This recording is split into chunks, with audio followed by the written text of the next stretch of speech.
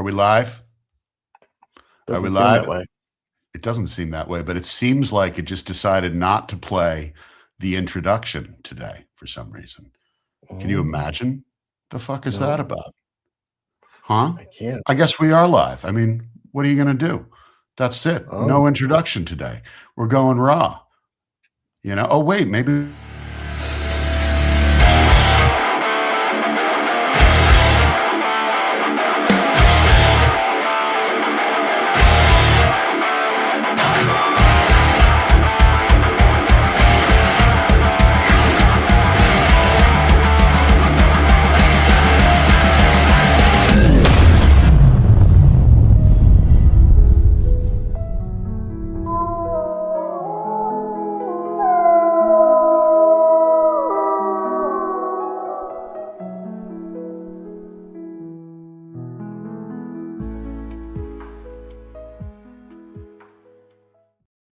Jeff, what's up? what's going on? You like that little off I the think cuff, start before the start we did today? I think you planned that. It's all the rage. Everyone does it. We're just following trends at this point. We're very trendy. Yeah. Welcome back to Where the Dogs of Society Howl, everybody. I see we got a pretty good group out there. Yes. And it looks like we've got more coming in. They're filing in. And we are saving a seat down in the front row for Hugh, who's running a tad late, I think. So, Yeah. Jeff, when he gets here, make sure someone meets him at the door and brings him specifically to his. I gave him the secret word, so that security would let him in. Yeah. Nice. Mm. Nice. So, hey, I want to take a minute before we go. And Robert and I spoke about this a moment ago, but just our hearts go out to the families and friends and the people in Canada over this tragedy, school shooting that happened. Robert said it best to me, and I don't want to steal his thunder, but I'm gonna. He said, when it's how we feel in Canada when something like that happens in America. We all are part of the same community, and it's heartbreaking for everyone. So I just wanted to pop that out there. So, all right, let's get back to things. Patriots got smoked in the Super Bowl. That was a lot of fun. Don't know what the hell happened there, but apparently our front line was made out of Swiss cheese. So there's that. And then I think we've got a big game coming up that we'll talk about, USA, Canada, Yes. Olympic hockey, right? That's right, in Italy. In Italy, I know, in Italy. They Yes. have hockey in Italy? I don't know. Probably. Okay. Possibly. I'm sure they have it. It's not like they don't know. That's right. Yeah. So today's show is going to be great. We've got killer guests. In fact, they're going to be taking a day off, I think, from their show tomorrow. But I don't think it's directly related to them being here that they're going to be so wiped out they can't do it. But I'm sure we'll hear more about that shortly. We're going to talk about everything CPG. And these guys, they're from CPG Vibes, but we'll get to that in a second. We're talking a lot about just the idea of it occurs to me the big brands have money, right? Smaller brands have what I believe to be permission. And when I say permission, they have permission to be sharper. They have permission to be louder in identity, not in volume. Permission to be more human. Permission to be more distinct and weird. And they have permission to move fast. So there's a big difference here. There's a big difference. And this is a little bit about how, smaller brands, startups, emerging brands can really level the playing field. And you don't have to consider the fact that you don't have the big budget to be something that holds you back. That's right. They don't have the red tape, right? Of what, as far as what they put out there, right? They don't have, multiple layers of approvals for everything. That's an advantage. Absolutely. Absolutely. We just had that conversation today. We had about 16 layers of approval to do some social media for someone. And I was like, wow, social media will have become a thing of the past by the time we get this campaign on live. So Amazing. Yeah. And for the audience, welcome everybody. Jeff, who we got in the house today? We So have far? Wade and Gavin from Yeah. CPG Vibes. But who's in the house. audience? Oh! I thought you meant who we're bringing in. We have Allison. We have Richard. We have Brianna. We have Stevie D, as we like to call him. We have Scott Fisk. Nice. Yeah, we got a good group brewing here. Looks like we've got a good crew coming in. Anybody that's showing up a few minutes from now, as Richard reminded me, they can go sit in the back. Except for Hugh. Hugh's got a reservation on his chair. That's right. Allison and Rod as well. I missed them. Sorry. Oh, cool. Awesome. And Ryan. Awesome. So, hey, without further ado, and I'm going to try not to butcher any of this, and I know that I had misspelled, imagine that Peter misspelled something. God, it's unbelievable. Today, our guests are from CPG Vibes, the #1 CPG podcast in America, quite possibly the world, frankly. We've got the VP of Sales at Plus Ginger, and I'm not sure I'm doing that right, but we'll find out. Gavin Konkel has 15 plus years of CPG retail experience. He was raised on a farm. He's a dad of twins, and he has seen the aisles where people sell their wares from the ground up. But, at this point in time, he's probably gotten up off that filthy floor and is around quite confidently through the aisles. Sure. Our other guest, of course, is his better half, I'd say. No offense, Gavin. But we've got Mr. Wade Yenny here. He's VP of Business Development and Brand Management at VDriven with 15 plus years of marketing leadership.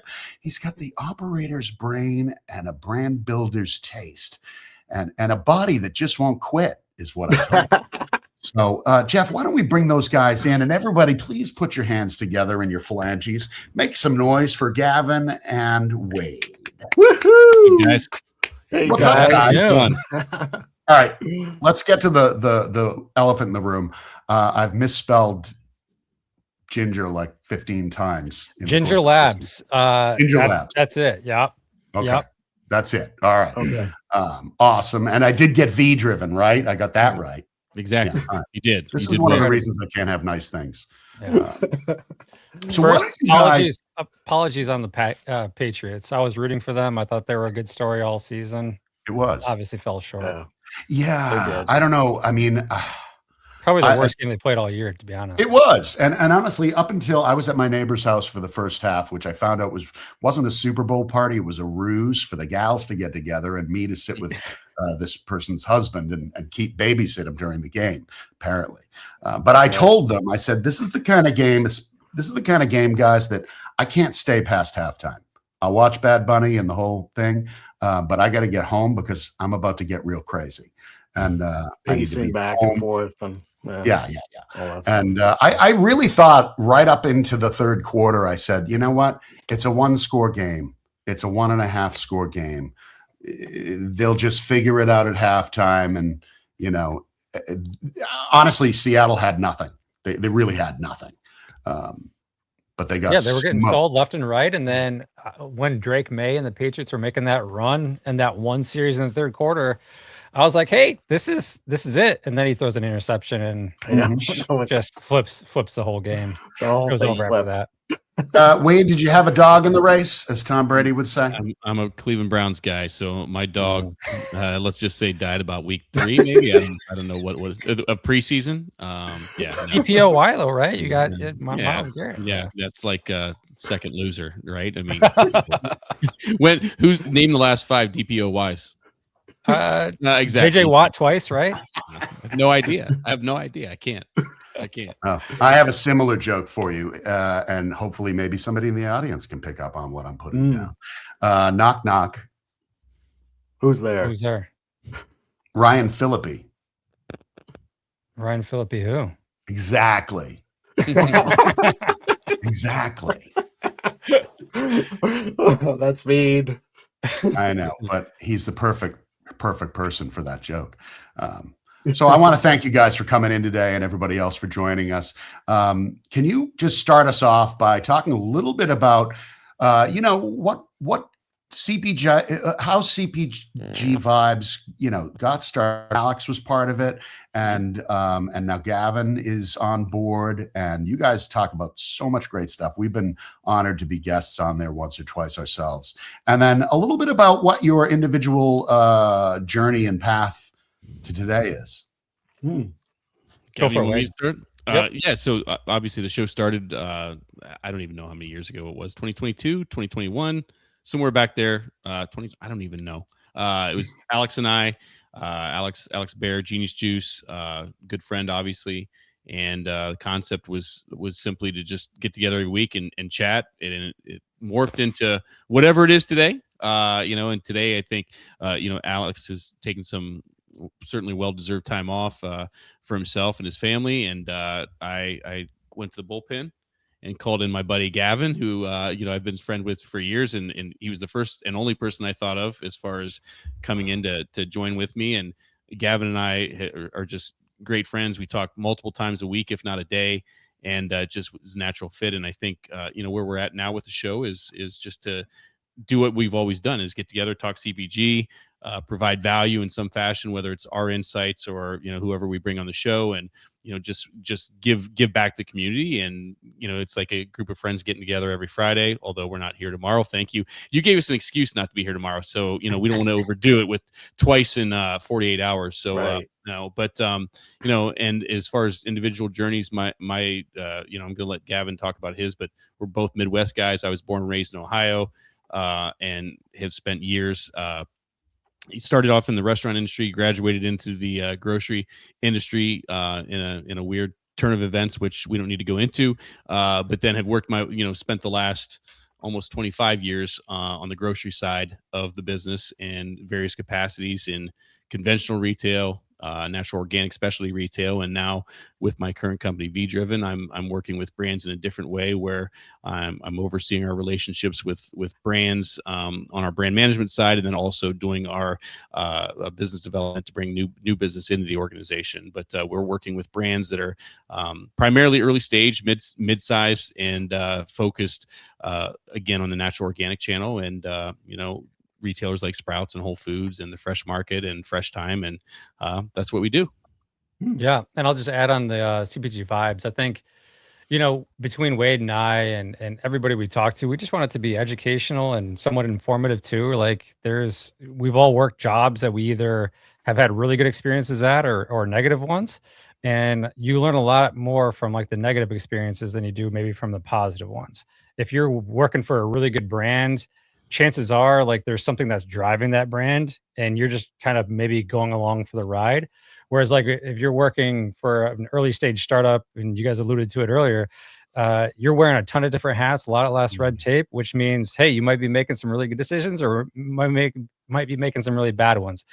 So we want to talk about those things and just try to educate, whoever our listeners are, whether they're looking for a broker, looking to get into retail, how fast to get into retail and all that. My journey is somewhat similar to Wade's. I grew up or maybe not that part. I grew up on a 600 cow dairy farm in Michigan. Went to college, studied CPG marketing, got in on the ground floor of, basic ass merchandising job, and found myself like wanting to know what my boss did and trying to just elevate every step of the way that I went. Got into retail at Fresh Time, I think in 2015. That was a really great experience that kind of like jolted my journey into natural organic space, and got there at 14 stores, left with 54. I went on to be a leader in the retail natural organic space with Earth Fare, and then spent half my time on the buying side and then the other half on the sales side. And I'm now at GNGR Labs, and we're going to be working this brand to be the next Suja or Vive or even beyond those guys. So I lead all sales, and look forward to getting a lot this year. Awesome. That's well, awesome. Congratulations on that job change and new role for you too. That's really exciting. So I had a question about for sales, starting with like maybe bigger brands that you've seen. What in both your opinions, what's the most expensive or common expensive mistake you've seen big brands make at retail? Wait, you got anything that pops off at the top of your head? Well, I was just gonna say, for brands in general, right? Mm-hmm. Not the big size, going too big too fast. You know, I mean, you know, I think, and we say this 1,000 times. It's, it used to be the more doors, the better. You know, you throw enough mud against the wall, something sticks. And now, between the investment being not as prevalent as it was in the past, and also just the expectations for brands to perform. Yeah, and perform faster. You know, it used to be there was a runway with profitability not being as much of a concern, but now that runway is very, very short. If there is a runway, it's, they want profitability earlier on in the brand stage. So I think, if you try to go into too many doors too fast, and, between slotting, between free fills, between promotions, between, just trade in general, all those things, the wider you cast the net, the more that those dollars have to be there. And we haven't talked about supply chain and production and all the things associated with it. So you've got this big pile of money that you need to have. And, if you don't have bottomless pockets, odds are, you're going to have some challenges. So, I mean, that's my take, Gavin. What do you think? Yeah, I mean, I would definitely say that is going to be the issue for most brands. Like 90% of the time is not identifying what your target market is and scaling way too fast, and just assuming that scaling is going to, it will create a cost of goods reduction on your bottom line, but it's going to extrapolate the problem, right? And then I would also say comboing that with being too safe. And it's like, hey, you don't want to take risks in marketing or awareness of your product. You just think it's going to be getting more doors is going to be the solution. But you also need to educate and create awareness of what your brand is and what it stands for. And I think a lot of brands do play it way too safe. And that's a detriment to the overall business and probably sets the brand back quite a bit. I would agree with all of that. And I think that in terms, we talk about safe in branding a lot. And for me, safe equals invisible. It really almost always adds up to invisible. Now, it doesn't mean that 100% of the time. I think that there are brands that may, need to come across in a calm, intelligent, safe manner, if you will, if it's, maybe a medical product or a supplement in some senses, or a bank for that matter. But again, I just don't think safe also, that kind of safe doesn't necessarily mean not creative and not taking any risk whatsoever. But I would just add too that, in terms of like the doors thing, right? It's about, you're getting into more doors. Well, that complexity not only rolls into like you were saying, the operational stuff, but it rolls into the customer service stuff. It rolls into so many other areas because you have to service all those areas, right? And you might have the capacity to produce the product to fulfill those areas, but you don't necessarily have the other things in place to service them correctly. Right. Well, when we talk about doors, we haven't talked about the right doors, right? I mean, I can have my product, I could be at a very high-end, natural, organic, premium product, but if I'm in a conventional retailer that's price sensitive, door count doesn't matter, right? Velocity matters. And so it's, you've got to fish where the fish are and where your customers are. Yeah. And I would just say, like, at the end of the day, there's going to be some retailers, and maybe it's a collective group of 200 to 500 of them. You could be in those and you could do more volume in those 200 to 500 stores than you could do in 3,000 other doors, So it's again, going, fishing where the fish are and all that. So, but yeah, going back to like, it depends on your category and what your product is and all that. But we've been shown by companies like Liquid Death, Poppy, and all these other ones. Poppy's not like a revolutionary product. I think maybe people have interpreted that, but there was alternative sodas before Poppy that didn't work, right? Hansen's is a good example of that. It's just the branding that took it that next step, and obviously the play on gut health and all that. So that's them taking a risk and being out there and doing their thing. And we got some great comments in here too. Rod agrees, and he's saying that also being too weird for the sake of being weird can be seen as trying too hard, which also equates to invisibility. And Brianna says the problem, not investing in community. That's another thing I think that's important. LinkedIn user, otherwise known as the love child of David Lee Roth, Dan Roth. Yes. Yeah. Has said that, what about risky but inauthentic? You guys find that, and I don't know, I think there's risky or weird just to be weird comes across as inauthentic anyways. What are your thoughts on that part? Why don't you go first, Gavin? I guess I don't understand the question. Yeah, I guess the question would be,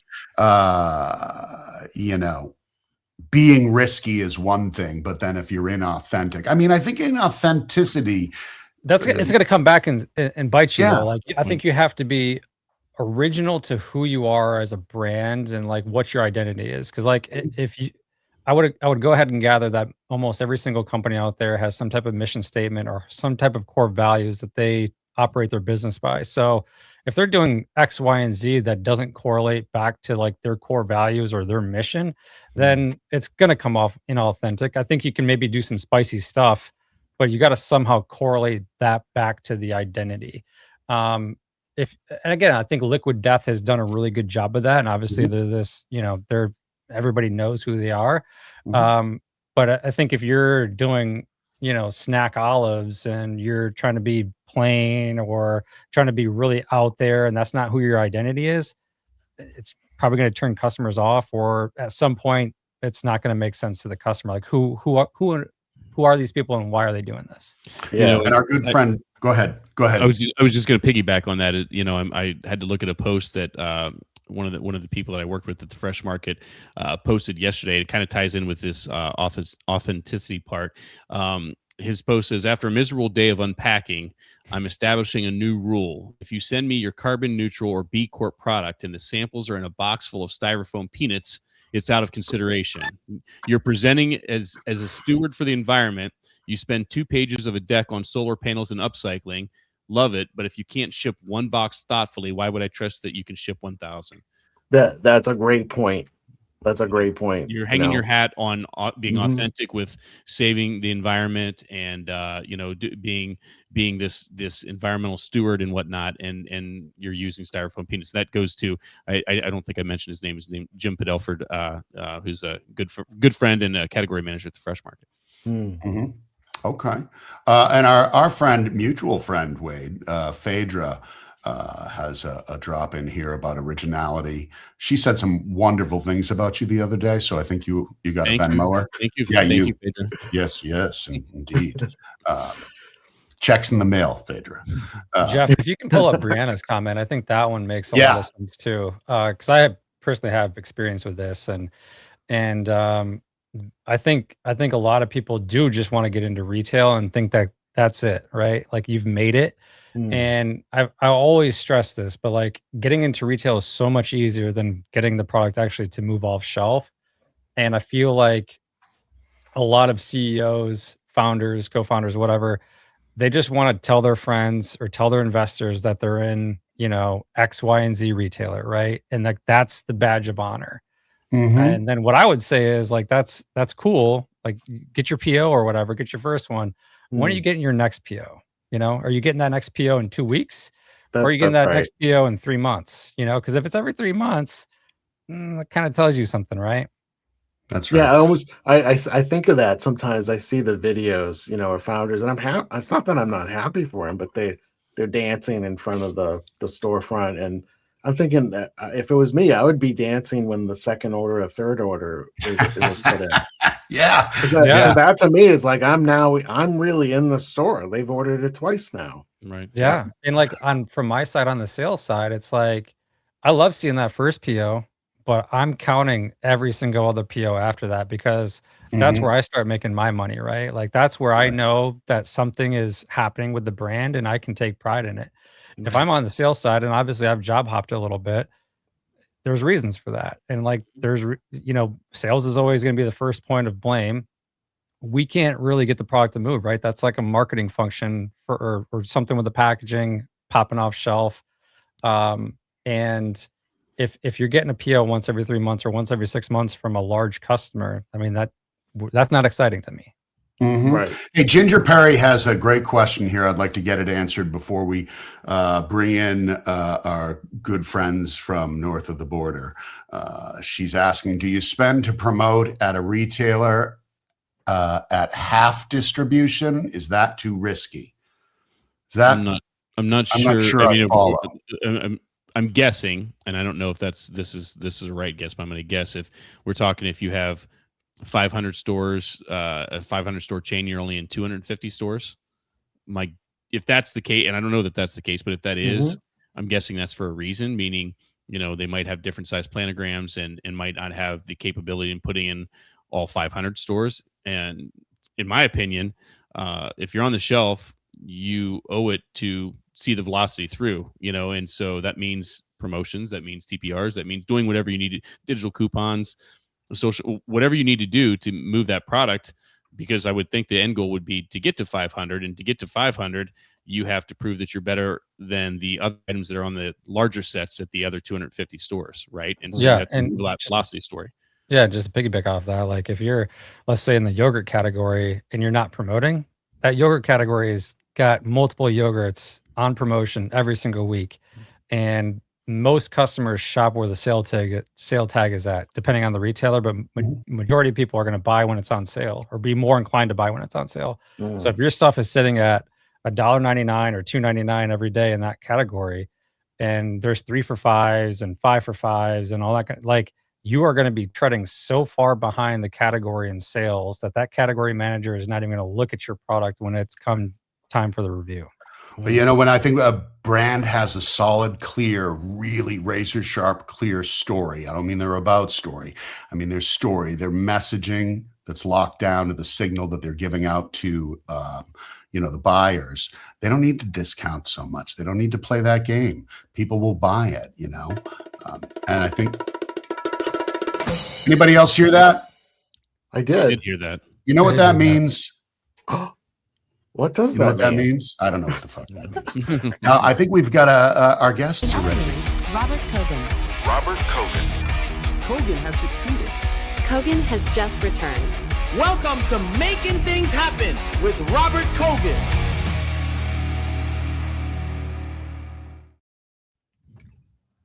Oh, there he is. Oh, we're gonna bring in Rich. Oh, he brought company. Oh, look at we're 6. You're pointing the wrong way, Robert. There you go. All right. So Robert Cogan, Canadian border czar of CPG, is here, and he brought along his hip younger brother, Rich Moniz. That's right. What's going on, guys? You start, Rich. Just planning for CHFA, which happens next weekend. So I'll be headed there. I'm taking the whole family though. We're flying. Oh, nice. Yeah. Where's it at? In Vancouver, Canada. Rich, what's the temperature in Vancouver this time of the year? It's actually pretty warm. 10 degrees Celsius. I don't know what that translates into. 45. 45. 45, yeah. Is that 1 hour in American? Is that what? 3 hours. The CHFA show, guys, is very, very important to us. One of my battles is always making sure that all of our brothers and sisters and cousins and friends in the USA acknowledge and understand that, there's a border, but there really isn't. And as we talked about, as you talked about, Peter, at the outset, about that tragedy there, it really does sink into our hearts wherever it is, even if it's in Europe or in Australia. It still hits all of us on a global basis, especially with the US-Canada partnership that, Richard and I can tell lots of stories growing up, how we've always been in touch with the US market and friends from the US. The reason I'm in this business is because of American parents sending their kids to a Canadian summer camp when I was a little kid.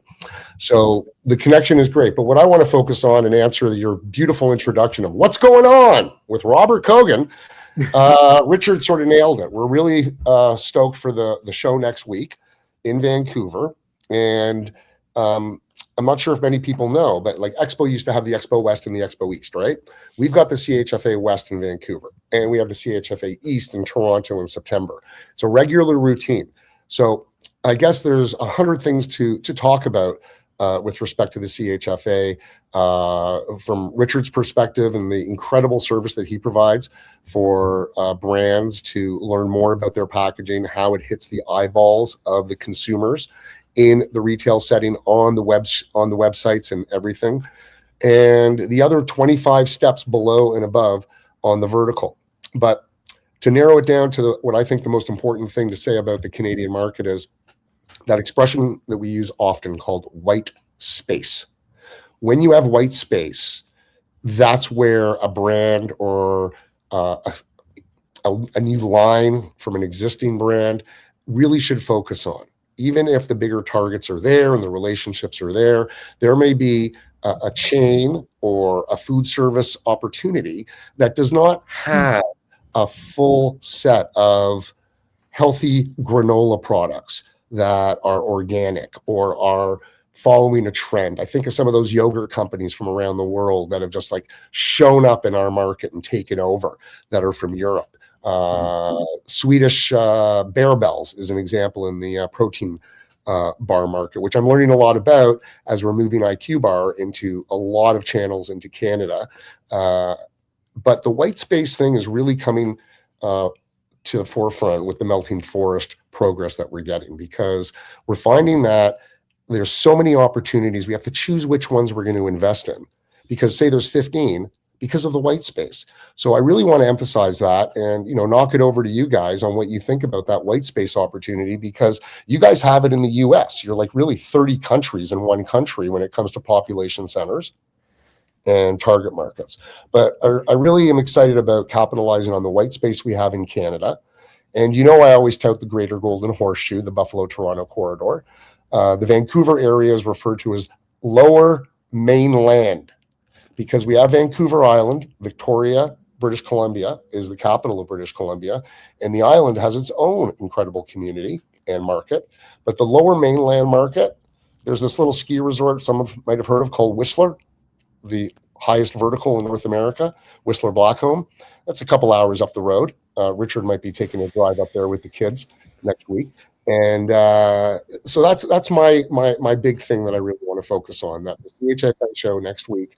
It's a really big event for all of us, and there's a bunch of American brands that are present, from Melting Forest. IQ Bar is going to be making a little soft intro, and a few other brands. And that's really my answer to the whole what's going on up in Robert Cogan land. All right. Incredible. You never fail to disappoint, do you, Robert? Always with something going on. He is on and on and on sometimes. Hey, good stuff, man. I'm glad you're here. And you too, Richard. Everything going well in your world too? Yeah.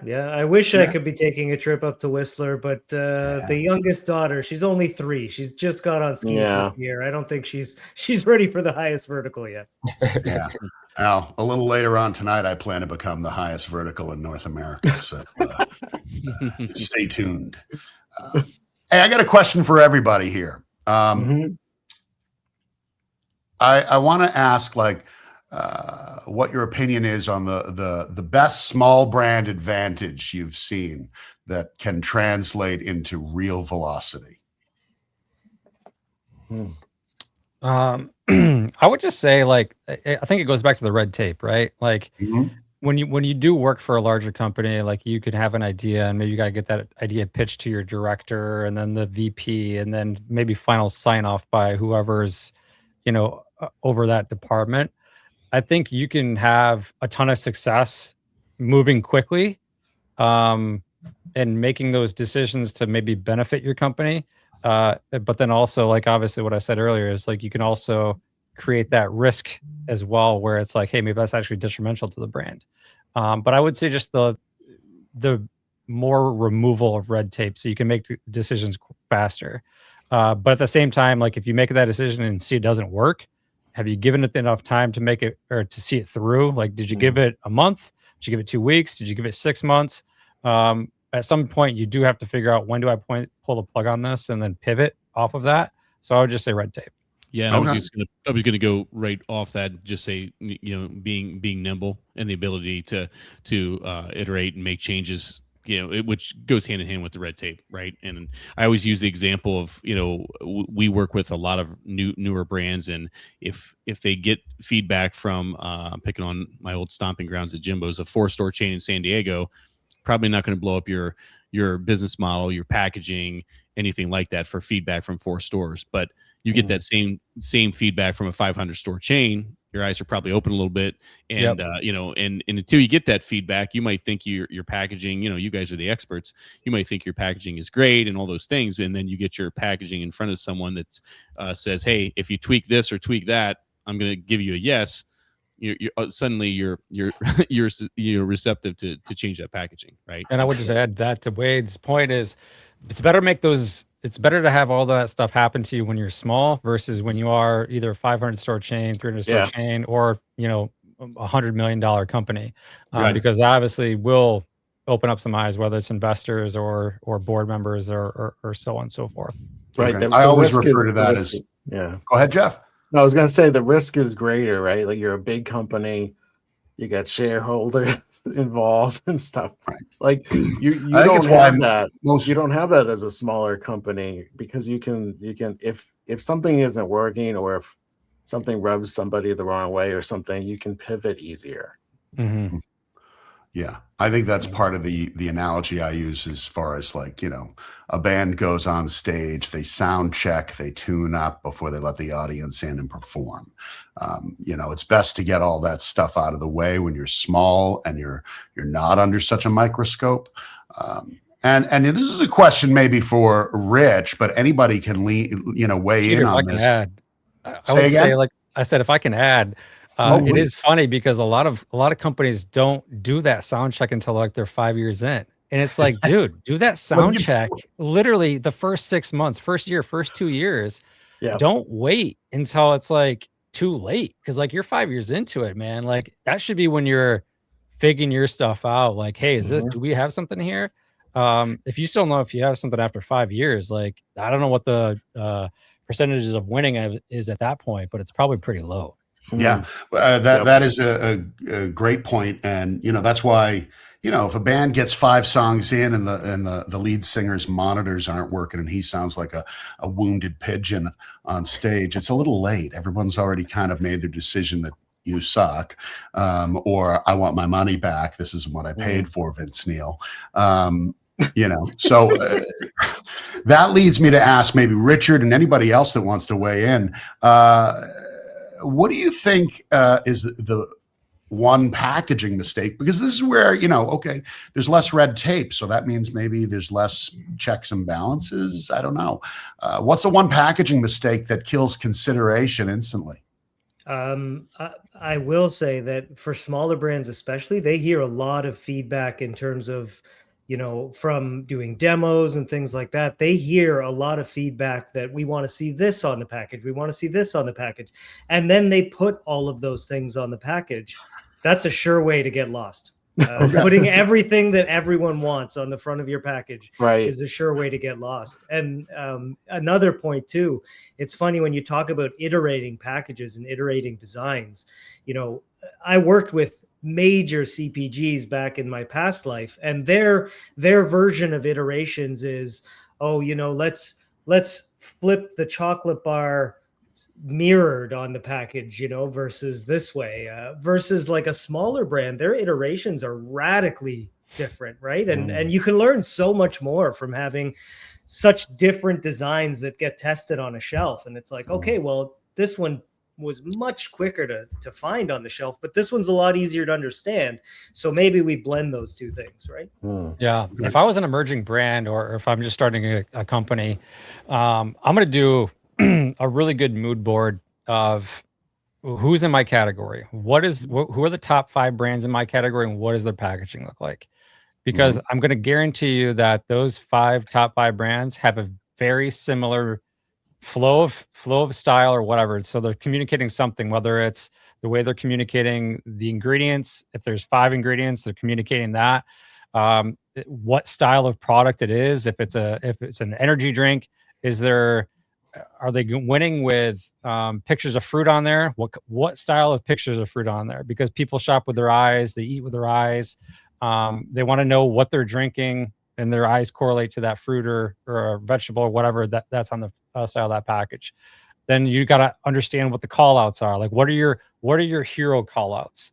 If you're protein rich, the customer is going to want to know, like, how many grams of protein is in this serving in this serving size. If it's calorie content, that's a good call out, right? But you're going to have to figure out within your category what those items are and what your consumer is, but then also bringing it back to what you stand for and what you think your call outs are. But if you're going to pivot and do like a total 180 of the category, that's probably not going to work. I think that's where you're going to lose the customer. And all the customers are looking at the similar style package. No, absolutely. Yeah, absolutely. That's the best Peter's looked in years. I think he might have dropped out. Rich, I guess since we're talking about packaging, like, yes. What do you have to add to that? Like, what would you do if you were an emerging brand, or what would you coach an emerging brand to do? Honestly, I do hear that advice, and it does make sense to sort of mirror what works in that category. But for a small brand that might only occupy 1 or 2 facings, that might be a sure way to fail. Is to sort of look like everyone else. Like, you mentioned like having a real flavor graphic. If all the products in your category have a real flavor graphic, having an artistic driven one might be a way to stand out on shelf, right? Now, you're not losing the flavor, which is an important driver to your point, but having just a different spin on it might be helpful, or vice versa. If everyone is artistic and then yours is like hyper realistic, that could be another way of driving it, right? Yeah, I'm curious. There's a brand out there, Lucky Beverage. There used to be Lucky, the F word, Yes. And their style of graphics on their cans is, I don't know what the right terminology. Maybe it's more futuristic. It's more rich than every other brands that I see out there. So I'm really curious how that's going to perform in market once they hit the national stage, or when they hit the national stage. Yeah, I actually did some testing with them early on. Yeah, so, interesting. Yeah. Was it positive? Yeah, it was. They were testing like a light color versus a dark color overall.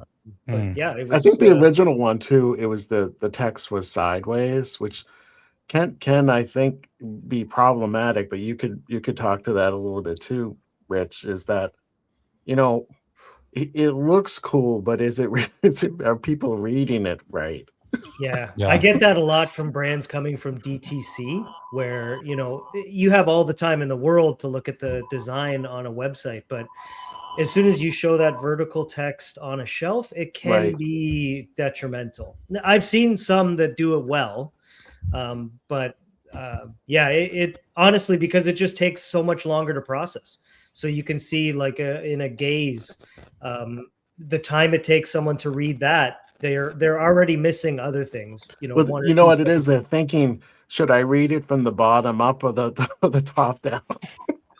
I mean, really, like, look, at the end of the day, Wade and I know this, but like, you have to keep it really simple for the everyday consumer in retail. Again, online, totally different customer, and they're being more intimate with what they're purchasing. They're getting to understand it. They're spending a minute on a person's website versus 0.25 seconds at the retail shelf. Yeah, that's right. Excellent. And we always throw that out there, like, you know, you're getting 1 second of attention on the shelf. And I think for some people, you aren't picturing how little that is when it comes to attention, right? Like it's a flash. It's flashing a package up and it's gone. And what do you remember about that? And that's how quickly it has to communicate. Yeah. No, totally. Definitely. Are we being attacked by aliens? I think that maybe Trump's announcing the disclosure of aliens here. We're going back to the dial-up internet days. Yet another distraction. Yeah. Oh no! Didn't you guys have this issue with Robert like 3 weeks ago? I was just going to say, I told Jeff I told Gavin that we were going to break the internet with this thing, but I wasn't meaning Peter's internet. You know what LinkedIn does? In general. Go ahead. No, LinkedIn doesn't have enough bandwidth to handle all 6 of us. I think Peter's trying to give you the keys, Jeff, and saying you got to drive this car. All Figure right, it out. that's fine. I don't mind driving the keys. Driving with the keys, rather. That's what. Yeah. So in terms of like, how do you keep things? Let's get into like in terms of how do you keep things rolling in terms of with velocity. You know, sometimes I think there's brands that, you know, they start off in that innovation area, whatever you want to call it, right? They do well, they get picked up, they get put on a shelf. They're doing okay, they're getting reorders. But then, you know, there's a momentum thing that just doesn't keep going because they haven't done anything new with the stuff behind the scenes, right? Or more so in the marketing. So they're hitting a plateau. And do you find that there's brands that will always be just one slot on the shelf because they haven't done anything interesting in, you know, a year? Comfortable is the word. They're comfortable. Yeah, that's what it is. It's just sort of like you see them when you shop, you see those brands, they just literally have one space. Yeah. Well, you do what you always done, you get what you always got. Right. Yeah. I think at the end of the day, like, I mean, you can't be okay with one slot on the shelf unless you're like a 3-liter olive oil or something like that, where that's the space that you're given. I think this kind of goes back to the question right before Robert and Rich came on, but like, I think to keep momentum going, emerging brands probably have to overinvest early on a promotional side of things, because you have to try, I mean, you have to see if your product works, right?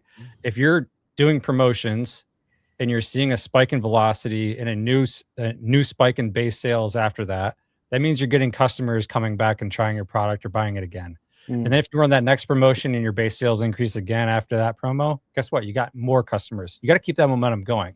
Now, you might have to do that uber aggressively, 26 weeks, half the year. You might have to be on promo to build that up. If at some point you're like, hey, I need to actually pull back on promo because my promo sales are the same as my base sales now, like we've plateaued, that's where customers probably need to see innovation from you, a line extension, or, you know, they're telling you that your price needs to be two for $4 every day instead of $2.99, you know, every day.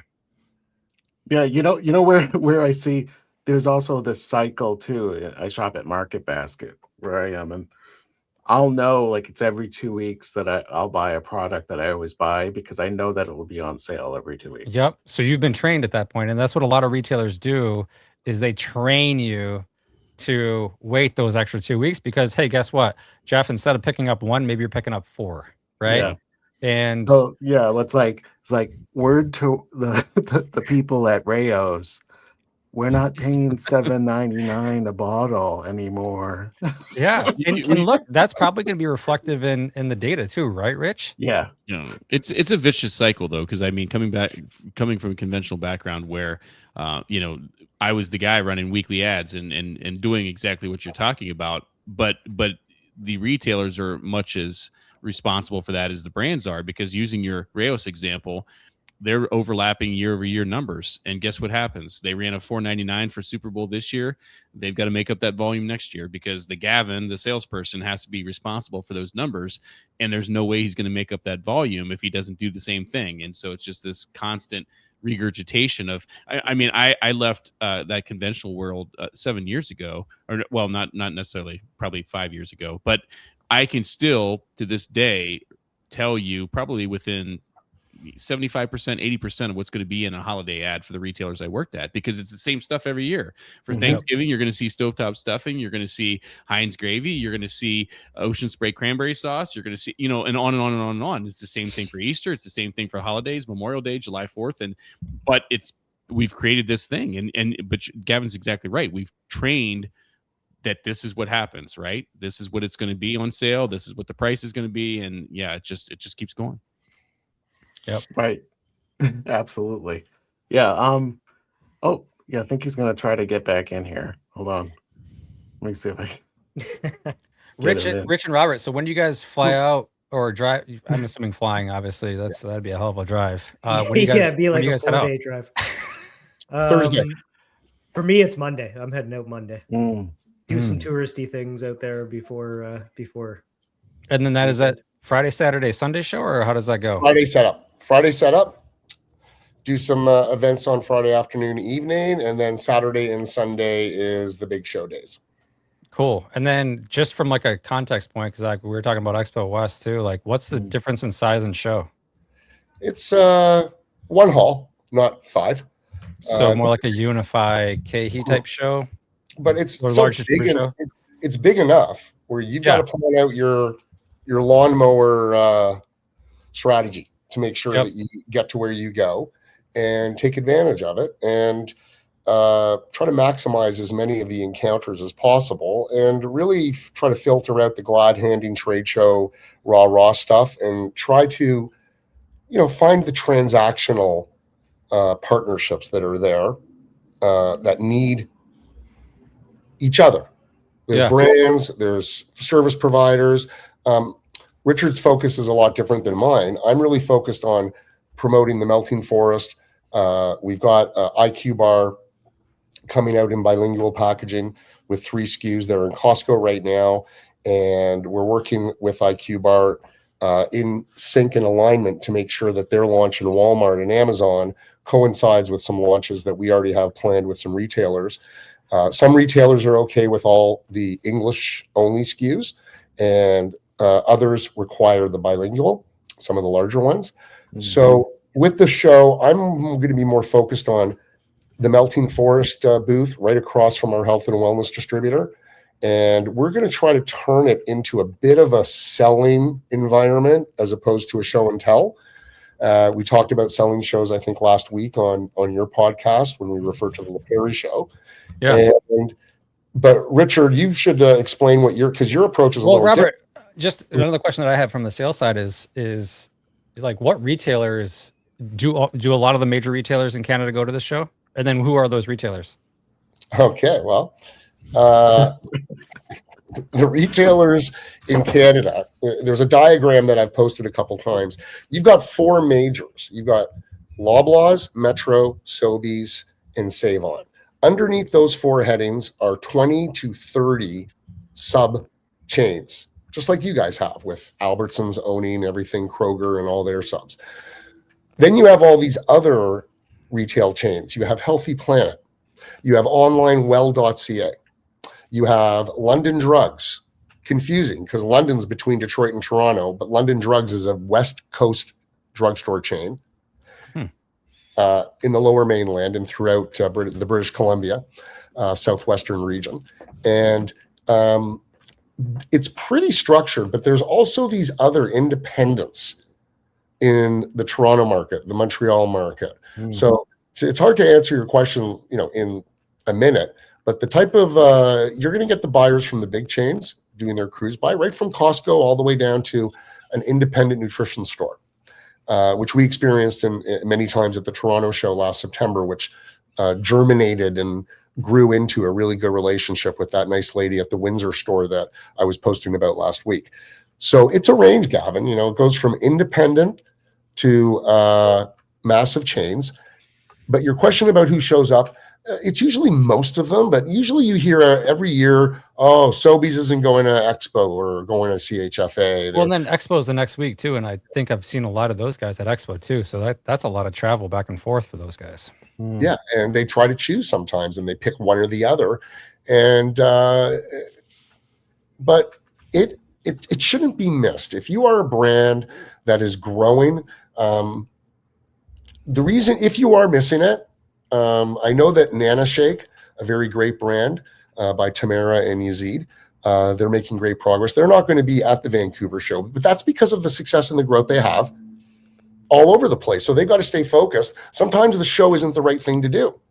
Yeah. And so I hope I answered your question okay with what type of, but we get everybody. And then there's more and more American buyers and chains coming up to learn about what's coming down from Canada, because as each day goes by, more of our American friends become more familiar with how much of a powerhouse we are, pretty much with everything, whether it's the music, the brands, the beer, the soda, or whatever you want. As Wade knows with some of the brands that he's working with right now from Canada. Yeah. Yeah, absolutely. I would say a lot of brands tend to choose one or the other, the West Coast one in Vancouver or the East Coast one in Toronto too. And Toronto happens in September, so it's a lot less like trade show competition, I feel like, in that time of year too. So I know the Toronto one is pretty busy too. I'll probably be going to both this year, but yeah. Excellent. Hey, we're running low on time, and I want to apologize. Apparently, my interweb is all kinds of whacked out at this point, so sorry about that. Plus, I did get that small little visitor that dropped in, not the aliens, but my daughter, who said that Minecraft wasn't operating properly. That's what she said. Operated properly. And I was like, well, nothing seems to be operating properly. Hey, I know we've got one more funny thing to look at before we go, but I did want to ask you guys real quick, sort of a lightning couple of questions. Gavin, is there one thing you'd fix first to improve sell-through for a brand? Difficult to answer, but I would say like what I'm doing here, I'm understanding what all of our data says today. Are we performing in market? Are we not? What's our promo schedule been? How we've been promoting, and what's our data telling us? So I'm starting there, and then I'm going to work backwards on that. Right now, it looks like for us, we just need to promote more, because our competition is promoting somewhere, or 35 to 61% of our competitors' volume is sold on sale, and 7% of ours is. So that just shows us a huge gap right there. Yep. Right.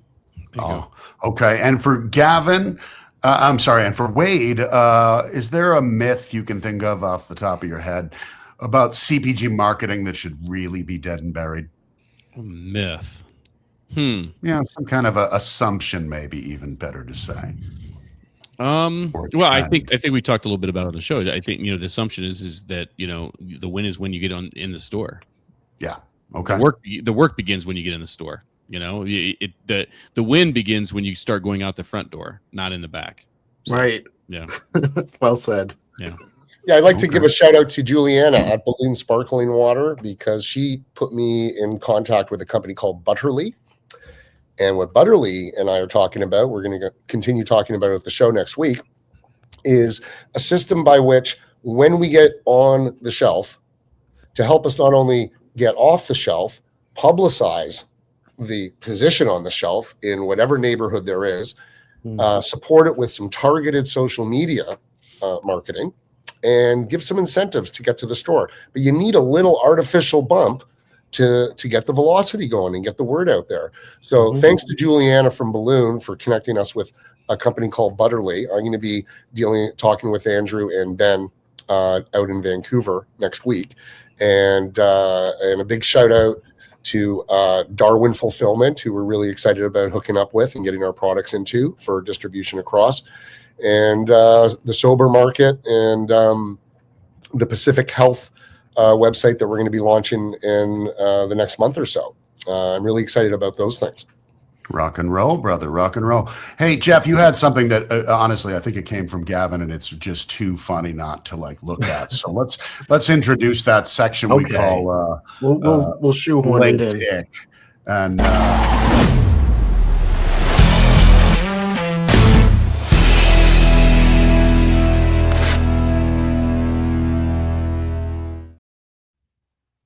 all right. Okay. Here it is. We get all these weird things. Everyone gets them. All right. Gavin, you got this one. Yes. It's saw your name in the Epstein files. Is the subject. As a subject headline. Imagine you guys getting that. Any one of you guys, any one of us, even in the audience, getting that as our subject headline. You would 1000% open it. Oh, yes. He's only kidding. He's just kidding, right? But I also wanted to bring up the fact that Brandartica is shortlisted as the top brand identity agency for 2026. Oh, and I'm sure that's just a small fee. But you're also going to be the sole recipient. Yes. Yeah. And this is great news for both Peter and I. Apparently, the amount of $94,000 from True North Construction has landed in our ACH, our checking account. Thank God. Thanks, Roger. Really. You know, and I just want to give a shout out here to the team at True North Construction LLC. They are well known around the globe for their well-guided construction systems and reliability and trustworthiness. We love them. If you need it built and you want it built for $94,000, call True North Construction LLC. Okay. Wow. Okay. Anything you guys want to leave our audience with on the way out the door? Jeff, Peter, would you guys use that subject headline that I suggested for your clients? Sure, absolutely. No. That's a great 100% cold email tactic. No, we're super appreciative of us being on here. Thanks for inviting us. When we had you guys on a couple months ago, it was one of our funnest shows that we've had, and this one tops that. So thanks so much. Yeah, definitely. It gives us a chance to take tomorrow off, and we'll see everybody back on our show next Friday. Tomorrow's Friday the 13th too, so that's just safe. Yeah. We're playing it safe. We'll be back on the 20th. Nice. Well, I didn't realize it was the 13th. I'm gonna cancel my hillside knife play that I was gonna be doing in the snow. Yeah. So Robert and Rich, thanks for coming in. Go ahead, Jeff. No, I was just going to let people know our next guest, February 19th, is Jason Burke, founder and CEO of the New Primal. That'll be a great one. Right on. Yeah, he's an awesome follow on LinkedIn too. Yep. Yeah, he is great. And he responds, Yep. I love that. So, hey, thank you, Rich. Thank you, Robert, for coming in.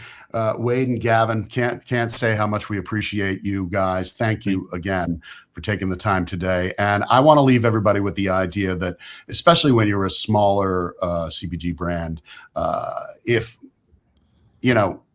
money is funding attention, but the brand doesn't earn the choice, it's not a spending issue. It's a clarity problem.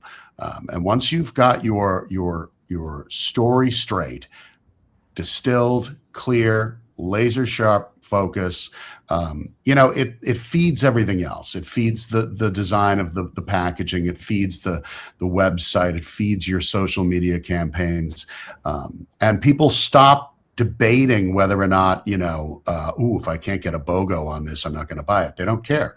They'll buy you consistently because you've built a bridge of trust with them. So I think that is something that doesn't actually require a gigantic budget to do. It just requires answering some honest questions and really taking a true north audit of what your brand is all about. So that's my 2 cents. Jeff, anything you want to leave us with? Any toilet humor? No. Seriously? I don't have anything prepared. All right. Well, hey, everybody out there. Thanks for joining us. We'll see you back here next Thursday at 1:30 p.m. Eastern. Don't fuck it up. And we're going to have Jason Burke on from New Primal, and it's going to be awesome. Guys, have a great rest of the day. I'm going to click the old end stream thing here, and then there's going to be that weird delay where we're not sure if it ended or not. Nobody ever lets me know. So here we go. Bye. Thanks, guys. Bye. Bye, guys.